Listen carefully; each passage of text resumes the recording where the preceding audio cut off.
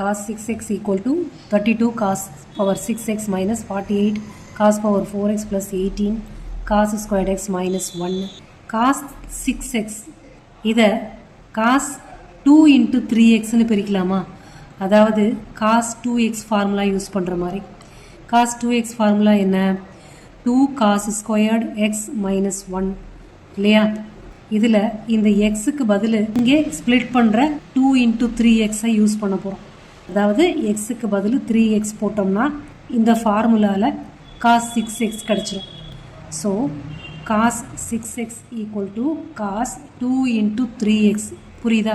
இந்த ஃபார்முலாவில் எக்ஸுக்கு பதில் 3x போட்டிருக்கோம். 6xஐ 2 into 3xன்னு பிரிச்சிருக்கோம். அப்போ இந்த ஃபார்முலாவில் எக்ஸுக்கு பதில் 3x வரும். அவ்வளோதான். 2 cos squared 3x minus 1. ஓகேவா? ஸ்கொயர் வந்து cos squared 3xக்கு மட்டும்தான் இருக்குது. ஸோ அப்போ cos 3x the whole squaredனு எழுதிக்கலாம்ல. So 2 into cos 3x the whole squared. இதை மட்டும் பிரிச்சிருக்கோம். இந்த 2 வெளியில் வந்துருச்சு. இந்த -1 வெளியில். இப்போ cos 3x ஃபார்முலாவை இங்கே யூஸ் பண்ண போகிறோம். cos 3x ஓட formula 4 cos cube x minus 3 cos x. So இதை படி இங்கே எழுத போகிறோம். cos 3x தான். இந்த ஃபார்முலாவை அப்படியே எழுதிடலாம். 4 cos cube x minus 3 cos x. இந்த -1 அப்படியே வரும். ஓகேவா? இந்த cos 3xஐ இங்கே போட்டிருக்கோம். அடுத்து இந்த ஸ்கொயர் அப்படியே வரும். ஓகேவா?